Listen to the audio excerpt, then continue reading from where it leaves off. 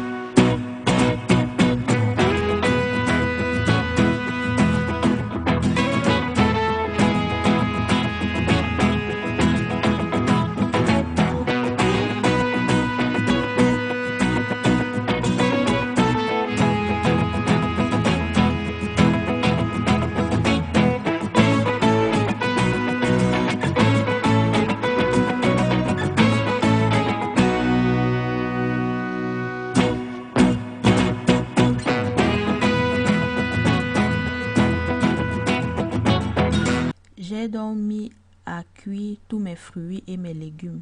J'ai mis juste un petit peu d'eau dans la pomme que voilà, j'ai mis à cuire. Les courgettes aussi, j'ai mis un petit peu d'eau, ça cuit très rapidement. Les haricots verts aussi, j'ai mis à cuire. Par contre, les carottes, je ne les fais pas cuire trempées dans l'eau parce qu'il ne faut pas utiliser cette eau de carottes pour les nourrissons. Tout simplement parce que les carottes sont trop concentrées en nitrate et c'est à éviter pour les nourrissons. Donc, je fais cuire ça au bain-marie et je vais jeter cette eau.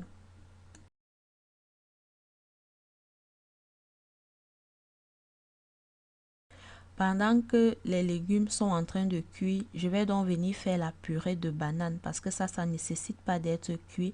Donc, je vais enlever les peaux des bananes, je vais hacher et je vais écraser tout simplement à la fourchette. Pas besoin de mixer. C'est tellement mou parce que ce sont des bananes bien mûres que j'ai prises. Donc, ça se fait très bien à la main.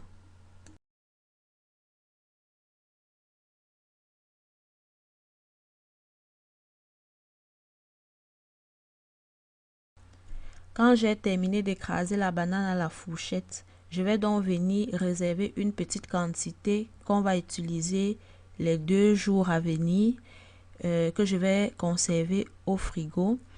Et l'autre, la plus grande partie, je vais mettre dans des bacs à glaçons pour congeler. Donc, je finis de mettre dans des bacs à glaçons, je mets au congélateur et après, je vais conserver.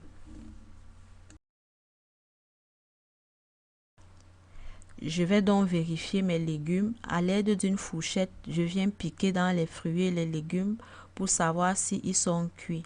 Là, ils sont cuits. Je vais donc passer à l'étape suivante, celle qui consiste à mixer le tout.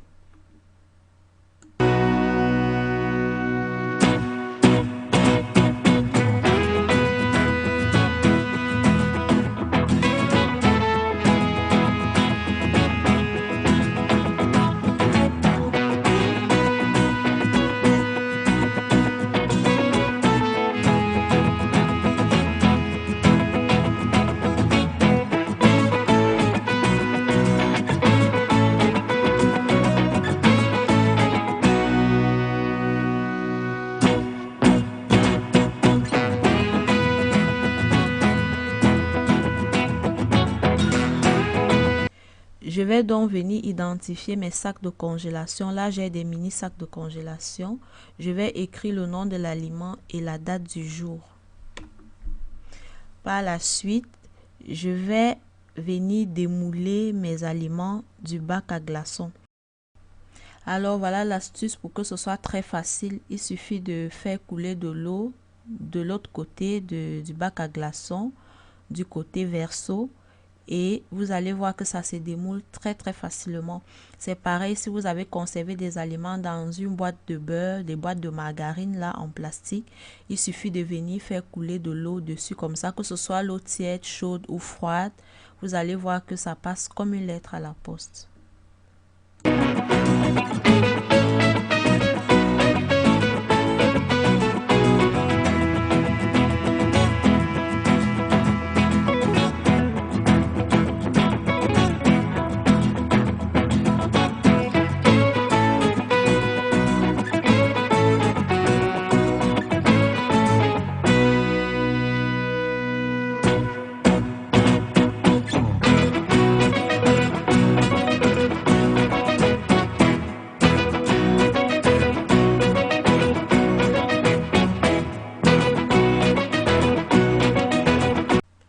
Une fois que j'ai démoulé tous mes aliments, je vais donc les mettre dans des sacs déjà identifiés, chaque aliment dans son sac. Ensuite, je vais ranger au congélateur. Alors, vous avez le choix. Quand l'heure du repas arrive, soit vous décongelez à température pièce tout simplement. Là, il faut s'y prendre à l'avance. Soit vous décongelez au bain-marie, soit vous utilisez un micro-ondes. Attention avec le micro-ondes parce qu'il faut vérifier la température. Des fois, la température n'est pas égale.